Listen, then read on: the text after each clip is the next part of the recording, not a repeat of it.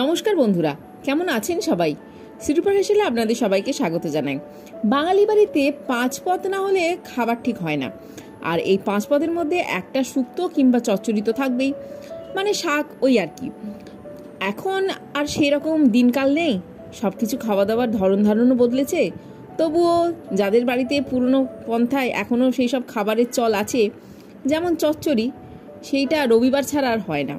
সর্ষের তেল গরম করে নিয়েছি আর ভেজে নিচ্ছি চটপট মশলা বড়ি। এই মশলা বড়িগুলো এখন বাজারে খুব সহজেই পাওয়া যায়। যারা অবশ্য বড়ি দিতে ভালোবাসেন, আর আমাদের এই ফ্ল্যাটের কালচারে বড়ি দেওয়ার সুযোগ কোথায়? যারা বড়ি দিতে ভালোবাসেন তারা বড়িটা দিয়ে নেবেন। বাড়িতে বানানো বড়ির স্বাদ কিন্তু অনেকটাই পার্থক্য।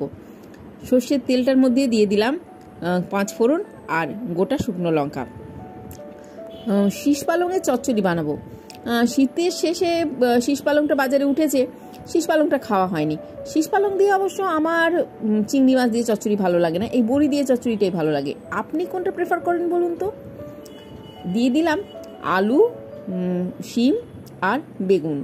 আলু আর শিম বেগুন দিয়ে ভালো করে মশলাটাকে ভেজে ভেজে নিচ্ছি। যত সুন্দর গন্ধ উঠেছিল মশলাটার, ভালো করে সবজিগুলোর সঙ্গে সেইটা নাড়িয়ে চাড়িয়ে মাখামাখি করে নিচ্ছি। যত সুন্দরভাবে ভাজা হবে, যত সুন্দরভাবে কষা হবে, যত সময় ধরে কষা হবে, তত তো রান্নার স্বাদ ভালো হবে। আমি এই কথাটা বারবার বলি, আমি এটা বারবার শিখি, আপনাদের সঙ্গেও বারবার শেয়ার করি। যাই হোক, আমাদের চটজলদি জীবনে একটু নয় এইটুকু সময় দিলাম রান্নার জন্য। এরপর এর মধ্যে দিয়ে দেওয়ার পালা নুন। তেমন কোনো মশলা লাগছে না চচ্চড়িতে। নুন, হলুদ, ধনে গুঁড়ো, জিরে গুঁড়ো, শুকনো লঙ্কা যদি আপনি পছন্দ করেন দেবেন, না হলে দেবেন না, আমি একটু দিই। আর চিনি। এই তো মশলা, সেই চেনা মশলা, সবজির অদল বদল আর রান্নার স্বাদের অদল বদল, তাই না? চেনা সবজি, চেনা মশলা, তারই মধ্যে মা ঠাকুমারা কত সুন্দর করে অদল বদল করে নানান রকম পদ বানাতেন। সেই সব পদ আজকাল হারাতেই বসেছে। তবুও এখনও যাদের সৌভাগ্য আছে মা ঠাকুমার হাতে খাবার, তাদের তো খুবই ভালো, তাই না? আর কত কিছু শেখা যায় বলুন তো, কত কিছু খাওয়া যায়। আমি তো খুব মিস করি আমার ঠাকুমার হাতের রান্না, দিদিমার হাতের রান্না। আরও অনেকে আছে যাদের রান্না আমি খুব মিস করি। যাই হোক, কথা বলতে বলতে রান্না এগিয়ে চলেছে। দিয়ে দিলাম ধনে গুঁড়ো, আগে দিয়ে দিয়েছি হলুদ গুঁড়ো আর কাশ্মীরি রেড চিলি পাউডার, যেটা এখন আমাদের বাঙালি বাড়ির একটা অঙ্গ হয়ে গেছে। এখন আর লঙ্কা গুঁড়ো কে কতটা খায় আমি ঠিক জানি না, কতটা ঝাল খেতে পারে। আমাদের বাড়িতে তো লঙ্কা গুঁড়ো প্রায় বন্ধই, এই কাশ্মীরি রেড চিলি পাউডার দিয়েই কাজ সারা হয়। আর অবশ্যই দিয়ে দিলাম জিরে গুঁড়ো। আবারও মশলাটা ভালো করে কষিয়ে নিচ্ছি, নেড়ে চেড়ে সুন্দরভাবে। আর কত সুন্দর একটা রং এসছে দেখুন। এই যে মশলা কষানোর সময় যে একটা গন্ধ, সেটা কিন্তু খুব ভালো লাগে। আর আজকে রবিবার, সময় ধরে খাওয়া যাবে, ডাঁটা চেবানো যাবে। এখন এই যে শীষ পালংটা কেটে নিয়েছি, সেটাই আপনাদের কাছে দেখিয়ে দিচ্ছি। এবার এটা দিয়ে দেবো। দেখুন কড়াই কিন্তু উঁচুবু হয়ে যাবে, তবুও ঢাকা দিয়ে রাখলে একটুখানি হয়ে যাবে তরকারিটা। এটাই হচ্ছে শাক রান্নার বৈশিষ্ট্য।